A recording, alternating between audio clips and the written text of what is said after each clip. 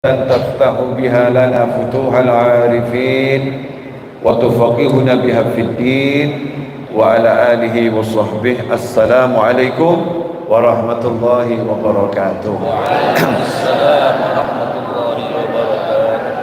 Sebelum saya lanjutkan bagian sound system, echo-nya bisa dihilangkan tanpa echo. Cek monitor yang di dalam, volumenya dinaikkan, yang di dalam masjid. Tes 1 2, tes, naikkan lagi, tes 1 2, naik lagi, masih bisa, yang depan 2, tes 1 2, terima kasih, triplenya tambah dikit, tes 1 2, cakep, makasih, jazakumullah khairan. Sekali lagi, assalamualaikum warahmatullahi wabarakatuh.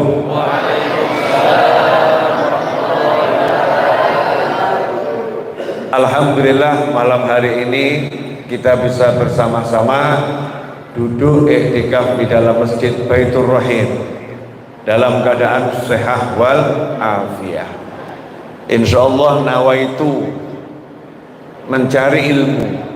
Ya, nawaitu cari ilmu. Karena kalau niat kita cari ilmu, maka kita udah cari kekayaan yang gak akan habis. Ya, kekayaan yang gak akan habis. Kalau harta udah carinya susah, habisnya cepat. Ya, carinya susah, habisnya cepat. Tapi kalau ilmu itu sekarang alhamdulillah carinya mudah dan gak akan habis. Ilmu itu semakin dibagi, nambahnya semakin cepat. Dan ilmu ini adalah ilmu nur. Ilmu adalah cahaya. Sehingga kalau kita punya ilmu, semuanya jadi terang benderang, semuanya jadi jelas. Seperti apa? Boleh saya nanya? Ini majelisnya santai saja. Daripada nanti saya ngomong saya juga nggak paham, jenengan dengarkan juga nanti podo sama yang ngomong sama-sama enggak paham. Lebih baik kita ngobrol yang paham-paham saja. Setuju? Nah, saya mau nanya yang sepele, yang gampang. Seandainya lampunya ini tiba-tiba mati, seandainya mati, nggak ada cahaya, terus jenengan disuruh pergi ke depan sana, peteng dedet, nggak ada cahaya, jalannya bisa cepat atau pelan-pelan? Kemungkinan jelunguk ada atau tidak? Kemungkinan nabrak tiang ada atau tidak? Gara-gara apa itu? Peteng dedet, gelap gulita, lampunya mati. Kok ada yang kemudian menyalakan lampu handphonenya dinyalakan senternya, satu orang yang gelap gulita, tiba-tiba ada secercah cahaya, jadinya terang. Jalannya lebih mudah atau lebih susah? Lebih mudah. Kenapa lebih mudah? Karena ada cahaya. Begitu satu cahaya dinyalakan, yang lain tiru-tiru. Oh, ternyata handphone bisa jadi senter. Yang lain keluarkan handphonenya, kemudian menyalakan lampunya, menyalakan senternya. Masjidnya jadi gelap atau terang? Terang. Gara-gara apa? Banyak cahaya. Nah, kita mau jalan ke depan, jadi bingung atau santai? Santai. Kenapa santai? Jalannya terang benderang. Nah, kalau nggak punya ilmu, seperti lampu mati, hidupnya jadi nggak jelas.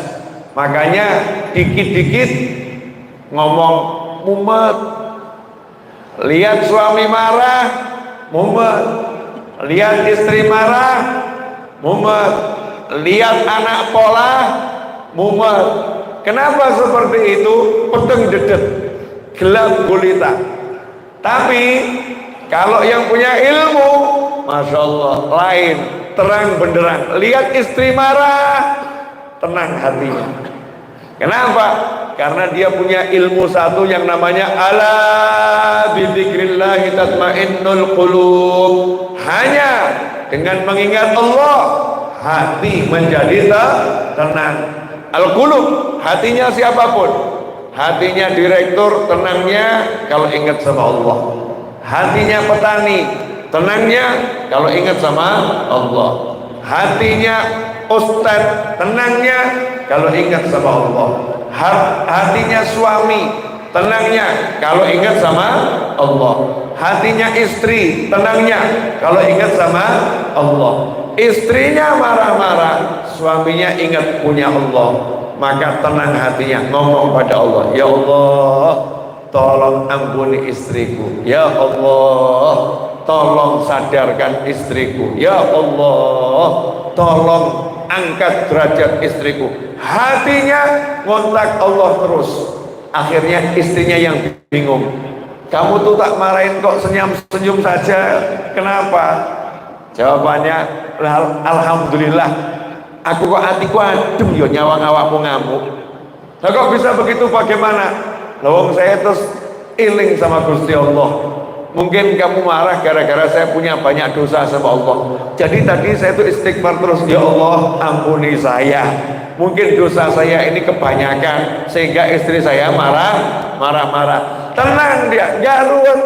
Kenapa bisa tenang? Karena punya ilmu. Tapi kalau orang yang nggak punya ilmu, stres hidupnya. Contoh misalnya gagal panen, udah tinggal manen, tiba-tiba kena hama. Hamanya datang waktu dia tidur malam hari, datang serangga entah dari mana, habis itu hasil panen. Paginya kaget karena semua yang mau dipanen sudah hancur. Tapi karena punya Allah, tenang hatinya. Ingat, ada ilmunya ulama yang mengatakan al halal ma yafut. Sing halal gak bakal hilang. Sing halal gak bakal hilang. Yang halal gak bakal hilang. Yang halal gak mungkin hilang. Kalau memang panennya itu halal, gak bakal hilang. Lawang nyata-nyata gagal panen kok hilang, hancur. Iya, tapi nggak bakal hilang, diganti oleh Allah Subhanahu wa ta'ala. Nah kalau yang ganti Allah enak. Kenapa enak? Sebab Allah kalau ganti tidak sama dengan satu, sama dengan satu. Itu manusia yang pelit. Ya, manusia yang pelit itu satu sama dengan satu. Manusia yang lomo satu diganti dua, lebih lomo satu diganti 5. Nah kalau sama Allah Ta'ala satu gantinya nggak ada habisnya, unlimited, gantinya nggak ada batasnya, nggak ada habisnya. Maka begitu kena hama dan lain sebagainya, panennya hilang, dia kelihatan tenang. Ditanya sama orang, kamu kok tenang kenapa? Lawang itu saya nandur pakai duit halal, saya lakukan semuanya dengan halal. Udah jelas dikasih tahu kok, yang halal nggak bakal hilang. Jadi ya saya nyantai saja. Lo nyatanya rembuk, nah itu kan yang dilihat manusia, itu hanya penampakan saja, tapi hakikatnya tidak seperti itu. Lah mana gantinya? Yang ganti Allah bukan saya. Jadi nanya saja sama Allah. Gimana cara nanyanya? Ya coba kamu nanya, ya Allah gantinya mana? Ya Allah gantinya mana? Maka jawabannya dari Allah. Emang Allah jawab iya. Jawabannya bagaimana? Wa may yattaqillaha yaj'al lahu makhrajan wa yarzuqhu min haitsu la yahtasib. Al-Qur'an itu omongannya Allah. Al-Quran itu jawaban dari Allah Subhanahu wa ta'ala.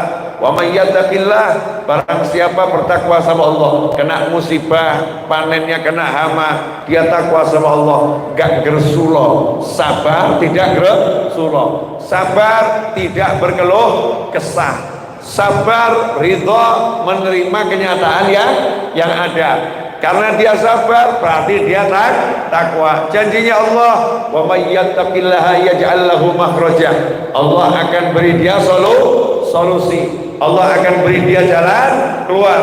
Wa yarzuqhu min haitsu la yahtasib. Ujungnya Allah akan ngasih ganti rezeki dari arah yang enggak bisa diduga. dari arah yang nggak bisa diperhitungkan, dari arah yang nggak bisa disangka-sangka. Artinya Allah ngomong, datangnya kapan kamu nggak mungkin tahu gantiku, karena sifatnya surprise, kejutan ya, sifatnya kejutan. Nah, namanya menerima kejutan ya tunggu saja dengan santai, nanti kan tiba-tiba muncul gantinya luar biasa. Karena apa bisa tenang? Karena punya ilmu. Bu, boleh saya nanya Bu, pilih mana, dikasih bapak ilmu atau dikasih sama bapak uang?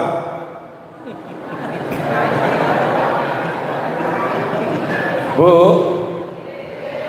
bapak pulang terus cerita, alhamdulillah ketemu Habib Taufik, diajari wirid la haula wala quwata illa billah.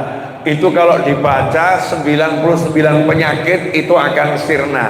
Penyakit paling ringan yang sembuh berkat la haula wala quwata illa billah, penyakit sumpek. Begitu kata suami mengutip ya penjelasan Habib Taufik. Suami pulang ini ya, bawa oleh-oleh judulnya obat mujarab la haula wala quwata illa billah. Jenengan pilih mana, dikasih ilmu oleh suami apa dikasih duit? Ibu, duit apa ilmu? Duit. Padahal kalau duit cepat, kalau ilmu nggak akan. Kalau duit buat seneng nopo sumpah? Coba yang buat jenengan sumpah nopo? Kalau nggak punya duit, berarti duit buat sumpah. Tapi yang dicari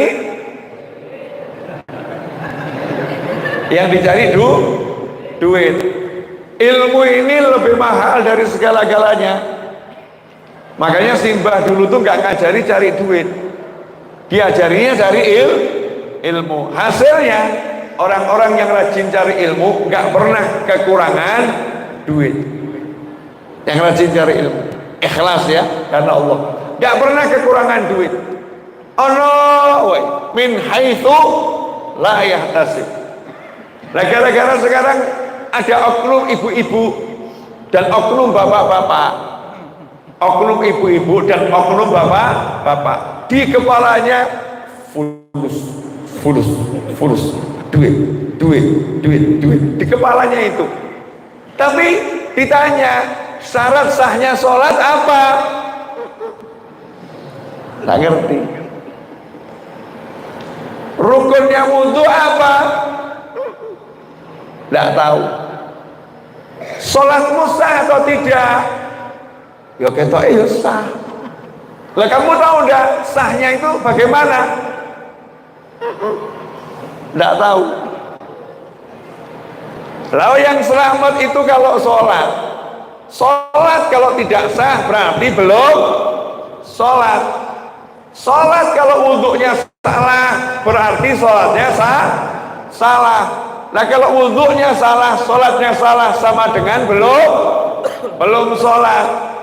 Sementara kalau orang yang sholat, inna sholata tanha anil fahsya, sholat itu mencegah dari perbuatan keji dan mungkar.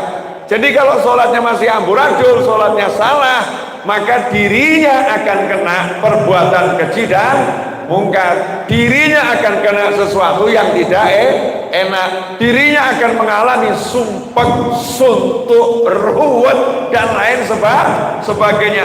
Mudah jatuh jiwanya, mudah tumbang hidupnya, gara-gara sholatnya belum beres. Nah gitu kok mikir duit saja. Kok mikir duit saja.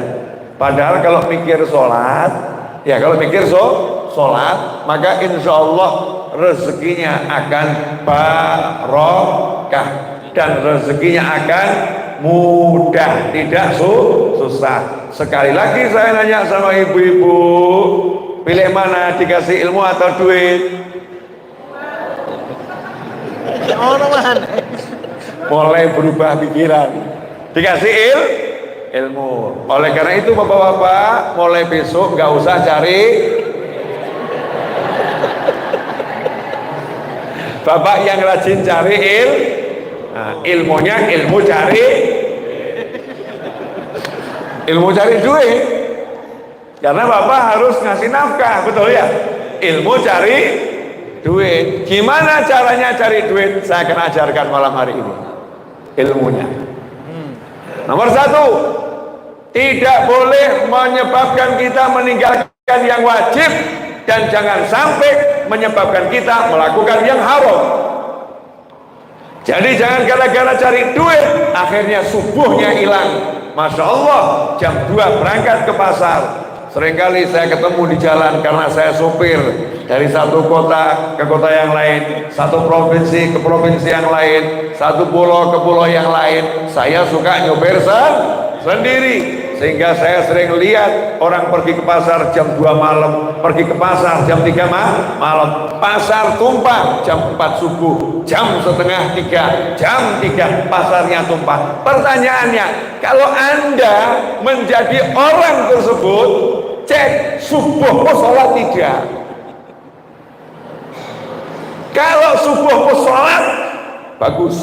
Tapi kalau kamu subuh gak sholat, buang pekerjaan yang seperti itu, cari pekerjaan yang lain. Jangan sampai pekerjaan menyebabkan kita meninggalkan sholat. Nganggur kalau sholat masuk surga, kerja kalau nggak sholat masuk neraka. Pilih mana? Kerja dan sholat, betul ya? Kerja dan sholat. Karena di Indonesia ini alhamdulillah, kerja apapun tidak ada yang menghalangi sholat. Di Indonesia alhamdulillah, negara kita ini negara yang luar biasa. Bahkan di tempat kerja wajib harus ada tempat sholat, betul? Dan jam istirahatnya di waktu sholat, jam pulang kerjanya di waktu sholat.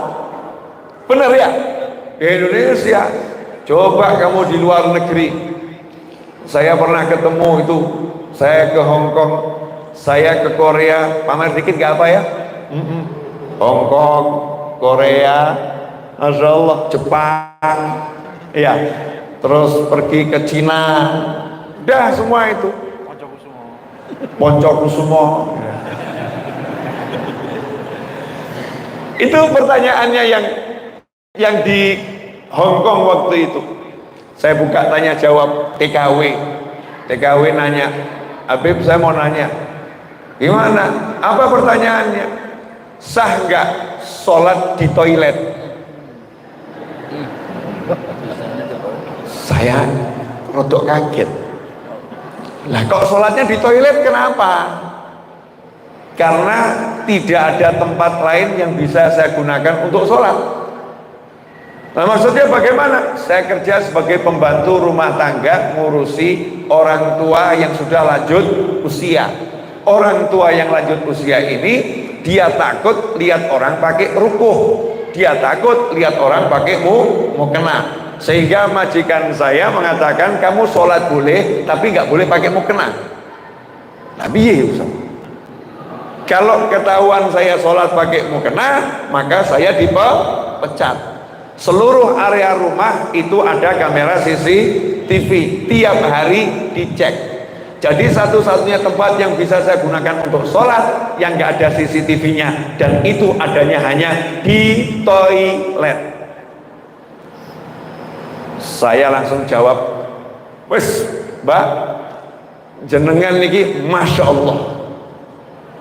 Syarat sahnya sholat itu yang penting nomor 1, sucinya tempat, ya, pakaian dari segala macam najis. Tempatnya dan pakaiannya nggak kena najis, selesai. Jadi kalau toiletmu itu nggak ada najisnya, ya, maka kamu sholat di situ dalam keadaan suci, gelar sajadah, kering gelar sajadah, sah. Kalau nanya sahnya, sah. Terus saya ngomong begini, jempol 4 untuk mbak. Karena di negara yang kamu susah sholat, toilet pun kamu jadikan tempat untuk sholat. Tapi di Indonesia masjid yang besarnya luar biasa, tambah gak disolati.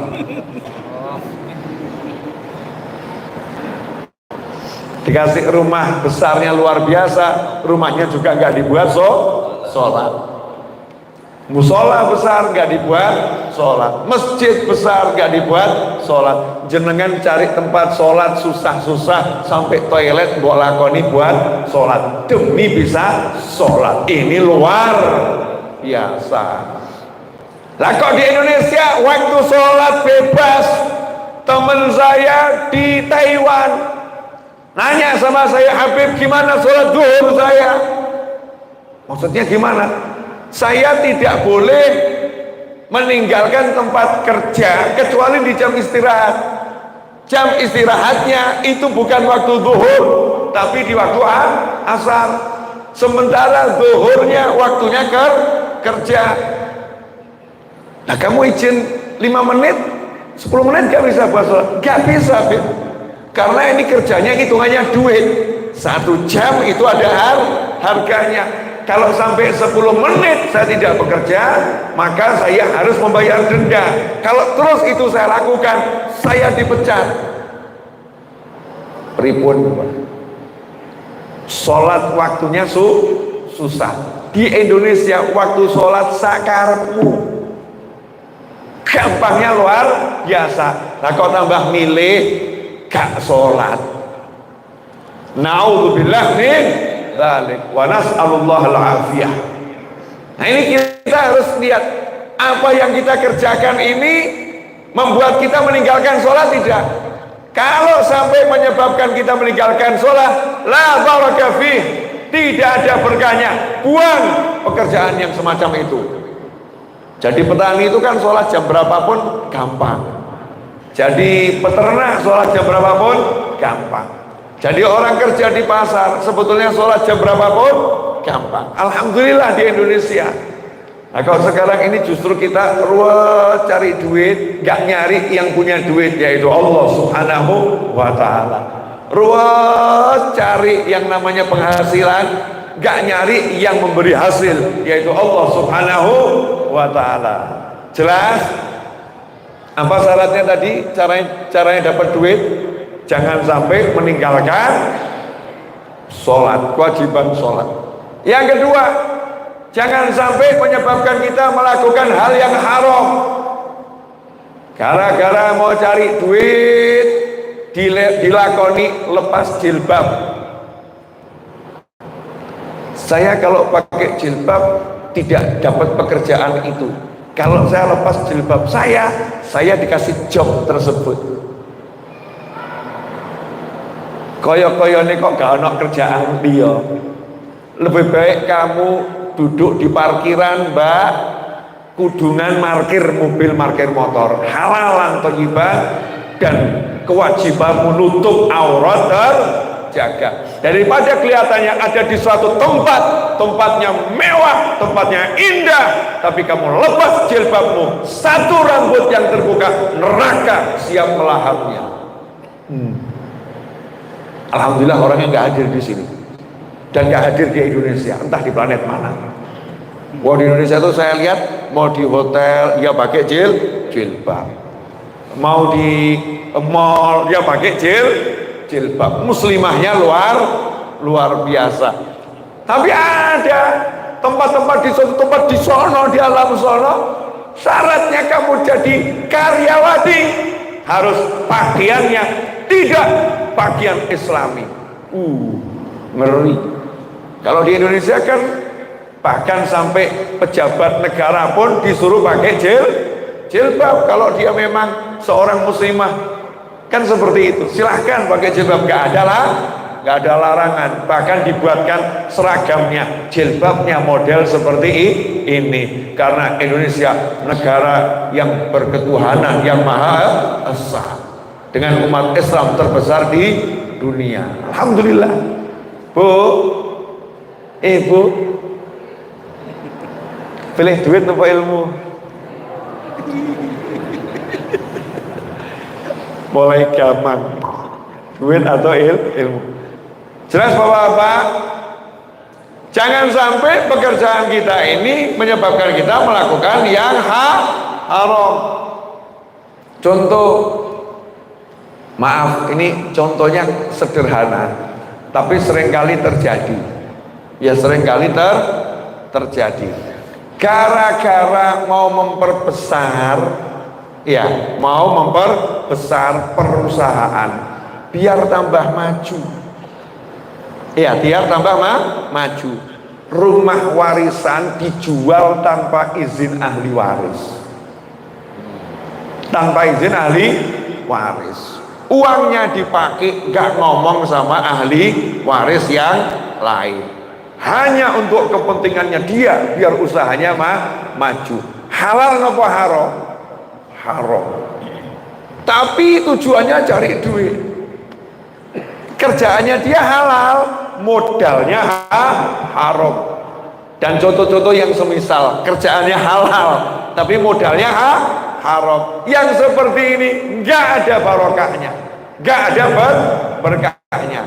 Ini yang menyebabkan seseorang sulit dapat duit. Kalau toh dapat cepat hilang, cepat lepas, nggak ada asarnya. Uang panas menyebabkan rumahnya jadi nggak berkah, hidupnya jadi nggak nyaman, hidupnya jadi nggak enak. Nauzubillah min dzalik.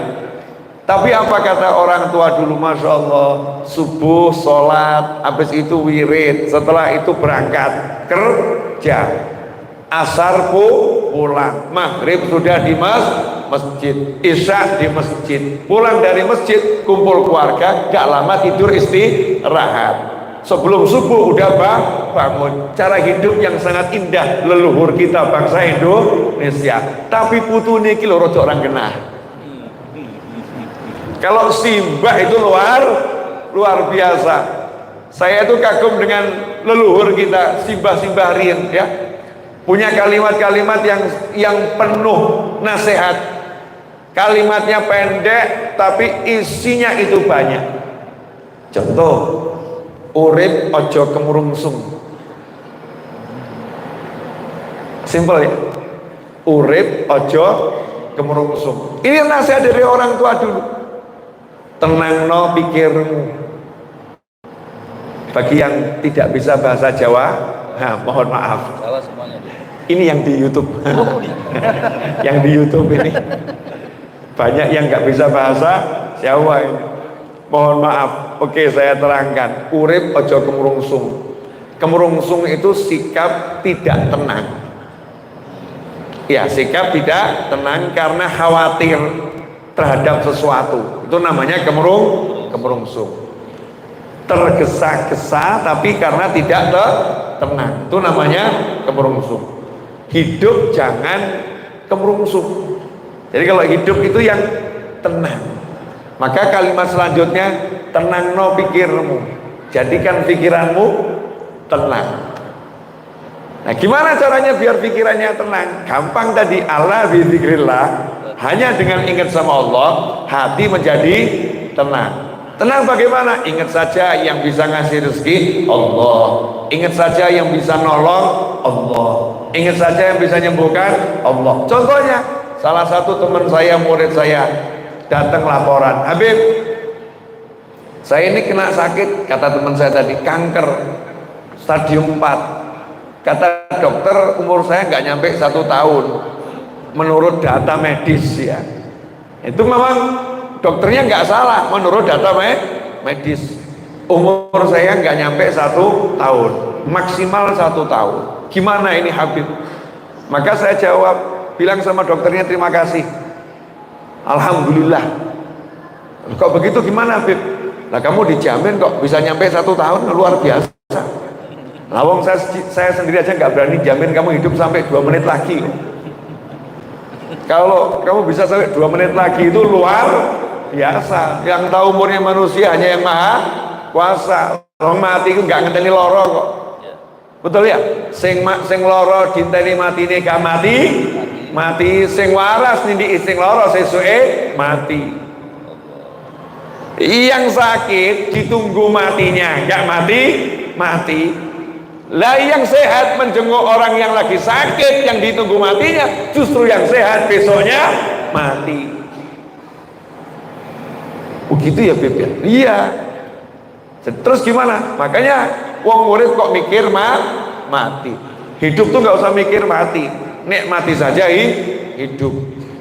Berobatlah, berangkatlah pengajian, seneng no hatimu, seneng no pikirmu. Itu namanya urip ojo kemerungsung, tenang no pikirmu. Hasilnya apa? Alhamdulillah udah bertahun-tahun hidup dan sehat, walaupun di tubuhnya ada penyakit, karena pikirannya tenang, hatinya tidak kemerungsung. Hatinya enggak kemerungsung. Itu orang tua dulu gampang. Sekarang banyak orang ruwet, nggak punya duit. Musibah udah ngomong obah mama, nggak banyak nasihat ya Simbah ya. Obah mama, mau bergerak bisa makan. Bahasa Arabnya al-harokah barokah. Kalau mau bergerak nanti dapat berkah. Nah ini ndak tengah-tengah. Piye ya kok golek duit kok angel ya. Kapan ya untuk duit ya? Urip kok koyong ini, tengah-tengah. Hanya melamun ya, ngelantur. Padahal kalau dia mau bergerak, insya Allah mama dapat sesuatu untuk makan. Lah bergerak apa Habib? Saya kerja ini ditolak, kerja itu dipecat. Saya nggak dapat kerjaan apa-apa. Lah salahmu dewe. Kamu cari pekerjaan kok yang susah. Loh pekerjaan yang mudah itu ada kok. Apa Bib? Jual pisang goreng. Pripun Bib? Beli pisang digoreng, kamu jalan keliling no entek. Betul ya?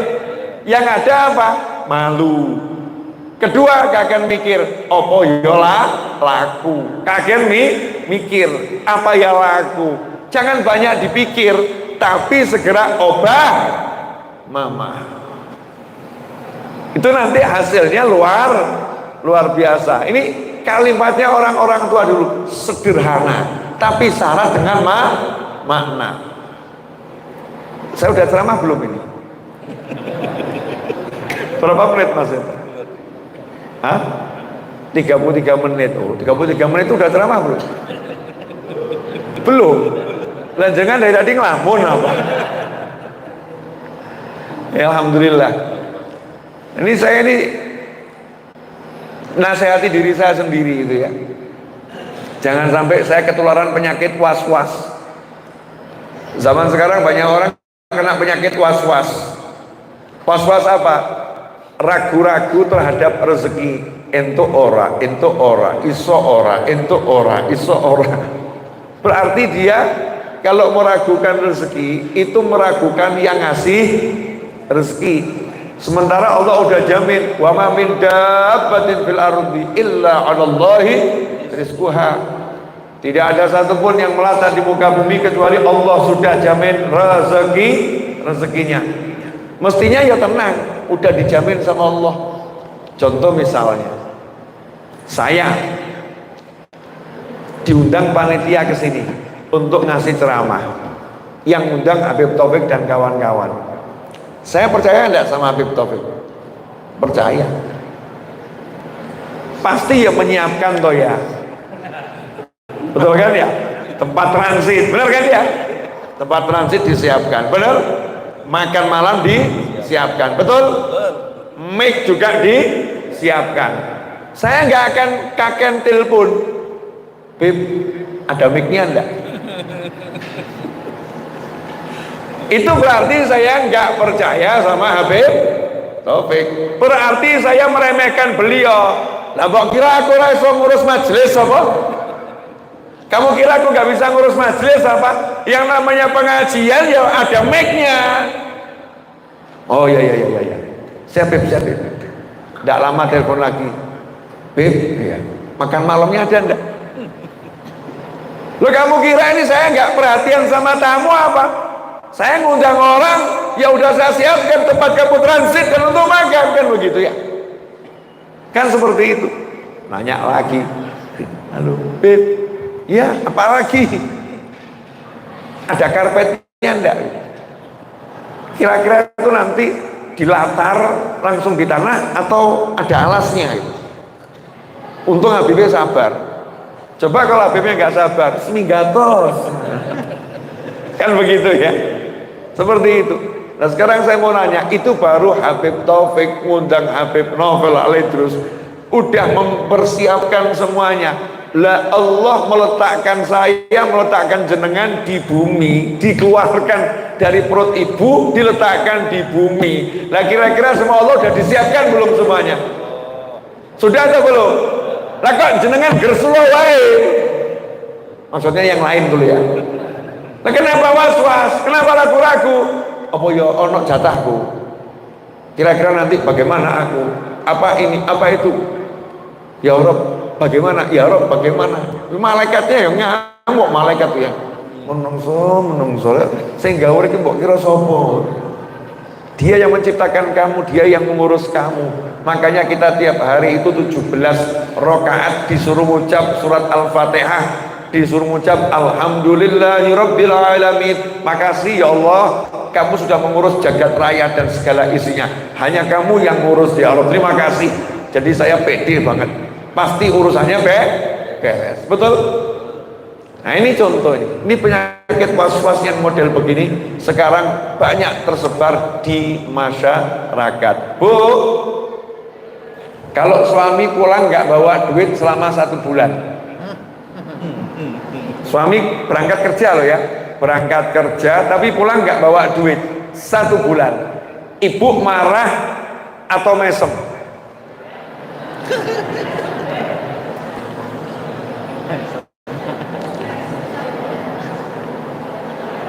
Yang di atas marah atau mesem?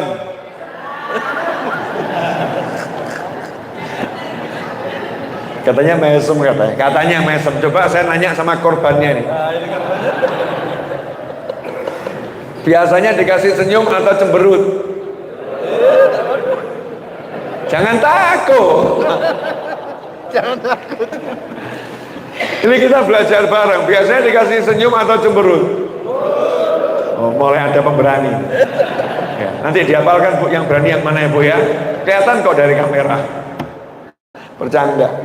Cemberut. Jam cemberut. Sekarang saya mau nanya, pilih mana? Suaminya datang nggak bawa uang, atau uangnya datang suaminya nggak datang?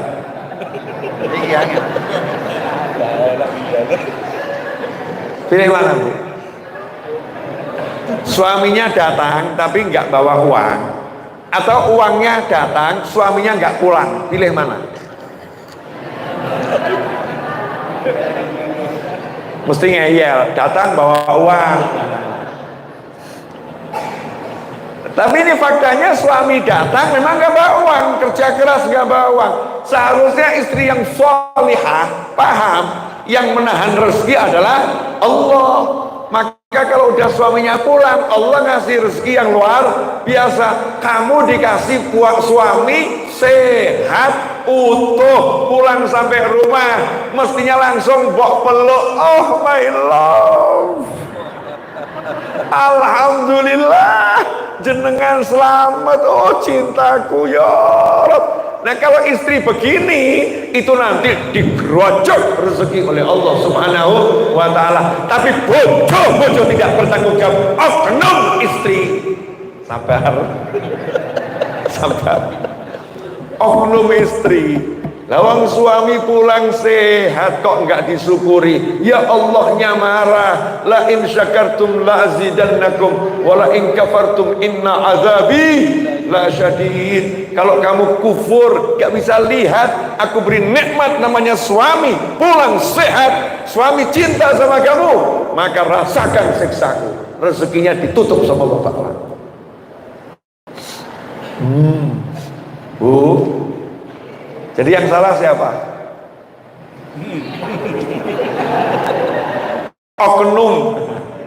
Oknum istri yang model seperti itu. Tapi saya yakin ibu-ibu enggak seperti itu. Ya, enggak seperti itu. Alhamdulillah. Jelas bahwa apa? Paham? Jadi yang ngasih rezeki siapa? Allah. Kalau yang ngasih rezeki Allah, berarti yang nahan rezeki siapa? Allah. Jadi kalau rezekinya tertahan, lapornya ke siapa? Allah. Selesai. Ya Allah, rezekiku sedang ditahan, tolong kamu buka. Kan enak. Ini enggak ngomong ke Allah, tapi melaporkan Allah ke manusia. Allah lagi mengujiku. Gak tahu saya ini kenapa Allah muji saya terus. Belum cukup ya Allah muji saya. Koplak. Belum cukup Allah muji saya. Ini kan kurang ajarnya luar biasa. Mestinya kan diam, nggak usah ngomong, tapi ngomongnya ke Allah. Ya Allah, hambamu ini lemah ya Rob. Hambamu loh lemah. Ya Rob, tolong rezekinya dibuka. Rayuan Gusti Allah itu. Senang tuh nanti Allahnya. Jangan bawa lapor loh kepada manusia. Marah Allahnya. Allahnya marah. Baru segitu saja kamu udah nggak ikhlas. Kamu udah marah-marah wahai manusia. Maka Allahnya marah. Naudzubillah min dzalik. Nah ini semua karena apa terjadi? Nggak punya ilmu. Makanya penting ngajari anak ilmu, ngajari suami ilmu, ngajari istri ilmu. Kalau udah suami, istri, anak ini berilmu, semua orang tua berilmu, maka rumah itu jadinya nur, bercahaya. Rumahnya bercahaya. Contoh, ada seorang ulama mau berangkat haji. Ulama mau berangkat haji. Haji sunnah, haji yang berikutnya. Lapor pada istri dan anaknya, saya mau berangkat haji, tapi saya nggak punya uang untuk ninggali kalian. Diizinkan tidak? Karena syarat berangkat haji itu ada biaya berangkat, ada biaya untuk yang ditinggali harus ada. Jangan sampai nanti keluarganya susah. Kecuali keluarganya mengikhlaskan ya. Keluarganya mengikhlaskan. Maka karena nggak ada, ya ulama tadi tanya kerelaan keluarganya. Saat itu istri sama anak-anak yang besar-besar itu ngomong, lah nanti gimana makan kita dari mana nih? Kalau tinggalan kamu cukupnya hanya untuk seminggu, sementara hajinya itu sekian bulan. Terus sisa-sisa hari-hari itu kami mau cari dari mana? Suaminya diam saja. Karena pertanyaannya ya logis gitu ya. Lah anaknya yang paling kecil jawab, ayah berangkat saja, ibu, kakak jangan khawatir, ayah ini kerjanya makan rezeki, yang ngasih rezeki Allah bukan ayah. Jadi kalau ayahnya pergi, Allahnya nggak akan pergi, Allahnya akan terus ngasih rezeki. Itu anak yang masih TK, ibunya nangis, kakak-kakaknya nangis, terima kasih sudah nyadarkan kami. Ya sudah nyadarkan kami. Maka diikhlaskan, berangkat wahai suami, berangkat wahai ayah, berangkat haji. Seperti yang diomongkan pertama, uangnya habis. Baru berapa hari uangnya habis. Setan mulai masuk ke telinganya kakak-kakaknya tadi. Bener toh, tak kandani lo, gak cukup bikin teh. Kalau udah begini gimana? Amun adikmu amun. Oleh kakaknya ngomong sama adiknya, gara-gara kamu toh kemarin nasihati kami, terus tak turuti. Nah, kalau udah begini gimana ini? Kalau udah seperti ini gimana? Tidak ada yang dimakan, mau puasa berapa hari ini? Maka adiknya tetap jawabannya santai, kak yang sabar, yang ngasih rezeki Allah bukan ayah. Sabar ya sabar, tapi ya luwe lapar gitu. Sabar kata adiknya.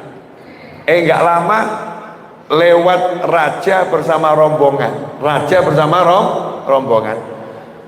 Rajanya kehausan, bekal air habis.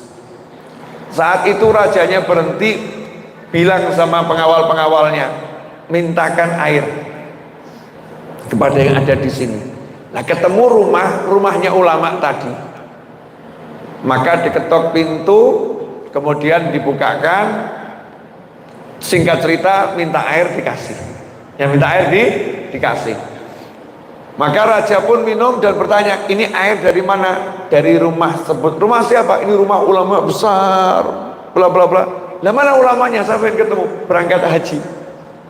Yang ada hanya keluarganya sekarang. Maka rajanya berkata, kita kalau nggak dikasih minum nih sama keluarga ulama ini, kita bisa mati semua nih. Kita semua bisa mati. Dan berkah buat kita semua, dapat air minum dari rumahnya ulama. Maka sebagai balas budi kita, maka yang ngaku cinta sama saya, kata rajanya, yang ngaku cinta sama saya, apa yang kamu miliki, lemparkan ke sorban yang saya gelar ini. Gelar kain gitu ya. Rajanya mulai lempar emas-emasan, lempar ke situ. Nah, anak buahnya batin, ikin orang tak tiru ya dicatat, besok dicopot aku. Kalau tidak ditiru ya dicatat, besok dicopot. Akhirnya pada niru. Setelah itu dibungkus, diserahkan. Nina, ya ambil buat kamu. Ya ambil buat kamu. Maka anak tadi berkata, ayah yang makan rezeki pergi, tapi Allah yang maha memberi rezeki nggak pernah pergi. Nih Allah kasih, ya. Kata anak tadi apa? Muncul kalimat begini sambil nangis. Sama nangis, anak balita nangis. Baru matanya makhluk memandang kita dengan cinta. Kita dikasih harta sedemikian banyak. Lantas bagaimana kalau Allah memandang kita dengan penuh cinta? Berapa banyak yang Allah berikan kepada kita? Anak kecil itu melihat duit, gak duit yang dilihat, tapi lihat bagaimana kalau Allah berlaku seperti itu. Ini namanya keluarga punya ilmu. Nah, ini sekarang banyak keluarga nggak punya ilmu. Tagihan sekolah SPP belum dibayar. Istri ngomong kepada suami, mau dibayar kapan? Suami jawab, yoraro. Karena duitnya belum ada, nyari yang nggak dapat. Istrinya ngomong, lah nanti ini gimana sekolah anak kita? Anaknya juga jawab, bapak ki piye to, kita metu tapi kita nggak duit. Saya mau nanya, ini keluarga remuk atau hancur nih? Remuk hancur ya. Tapi keluarga yang punya ilmu lain. Istri tagihan SPP banyak. Tahu suaminya keluar kerja, nggak dapat uang. Tagihan ini tidak dilaporkan. Kenapa nggak dilaporkan? Karena jelas paham suaminya nggak punya uang. Nanti nambahi sumpah. Dia simpan dulu sambil doa, Allahumma beri suamiku rezeki, Allahumma beri suamiku rezeki. Anaknya tahu nih SPP belum dibayar, paham. Maka anaknya angkat tangan, ya Allah beri ayahku rezeki. Tidak pernah nyinggung Pak SPP, Pak SPP. Istri nggak pernah nyinggung Pak SPP, Pak Alhamdulillah, Pak. Tidak ada. Suaminya lihat, Masya Allah, istri dan anakku nggak pernah nyebut urusan duit. Hatinya semakin diremet-remet. Ini istri dan anakku soleh dan solihah. Ya, betapa cinta sama aku. Menimbulkan energi, semangat cari duit. Allah lihatnya senang. Sama Allah digerojok rezeki. Nah, sekarang kan yang terjadi yang terakhir tadi atau yang pertama? Yang mana? Keluarga yang nomor 2 atau keluarga yang pertama yang banyak? Yang pertama ya, yang banyak model begitu. Karena apa? Gurunya adalah film. Berarti ustadznya sutradara. Belajar dari film, drama ditiru, drama Korea ditiru.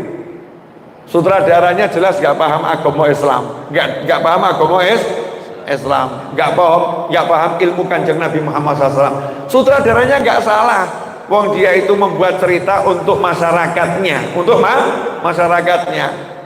menghibur masyarakatnya. Nah kalau kita kan jangan belajar dari yang begitu, ya belajar dari Allah, dari Nabi Muhammad Sallallahu Alaihi Wasallam. Cara hidup yang benar ya, yang diajarkan Nabi, bukan yang diajarkan sinetron, bukan yang diajarkan film, bukan yang diajarkan drama.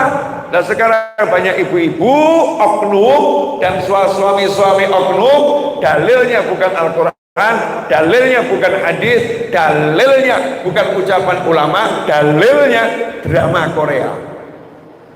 Tonton lo tadi buju koyo senek TV dulu. Ada enggak Bu yang model begitu? Keluar jalan kemana-mana rangkulan, gue lo buju rangkulan. Pernah Nabi mengajarkan keluar rangkul istrimu? Nggak ada.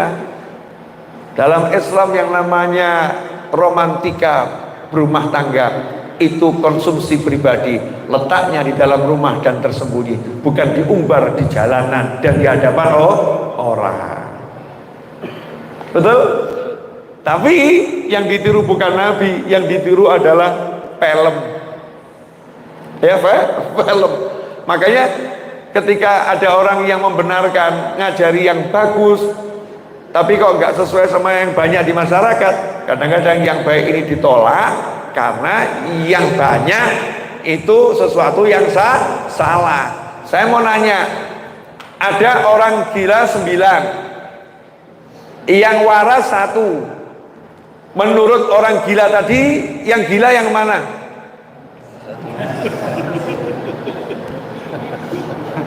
Ayo yang gila. Ayo, yang mana itu Pak? Wong edan 9, sing waras 1.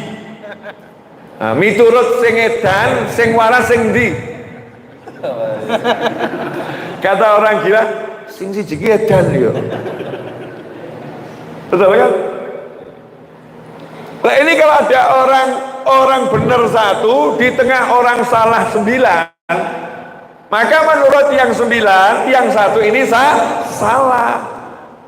Sekarang kebenaran itu seperti itu tuh kalau nggak punya ilmu. Kalau nggak punya ilmu, makanya kita butuh ilmu. Ya butuh ilmu. Kumpul semacam ini, duduk bareng. Sebagai penutup, alhamdulillah karena saya sudah bicara 50 menit, betul kan? Tuh. Kira-kira aku pas 51 atau 52? 52. Kira-kiranya pas 52 menit itu lama loh. Itu kalau terbang udah sampai Jakarta loh. Betul ya? Udah sampai Jakarta. Lama itu 52 menit. Kalau saya naik mobil dari sini udah nyampe Surabaya. Insya Allah saya ya udah nyampe Surabaya. Insya Allah. Penutupnya begini, biar barokah ya, biar barokah. Tak akan bahagia kalau kita tidak bisa menjadi anak yang menyenangkan hati orang tua. Ya, tak akan bahagia kalau kita tak bisa menjadi anak yang menyenangkan hati orang tua. Maka jangan sampai kita mengecewakan orang tua. Jangan sampai durhaka pada orang tua. Ya tentunya ketaatan ini ya ada caranya.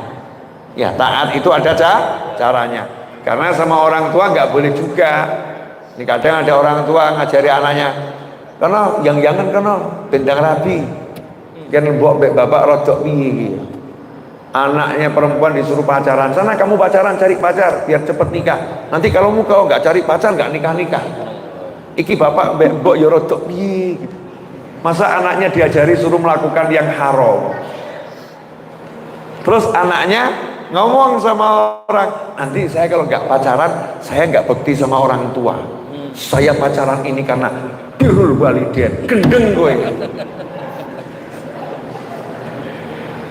Nggak ada pacaran kok birrul walidain.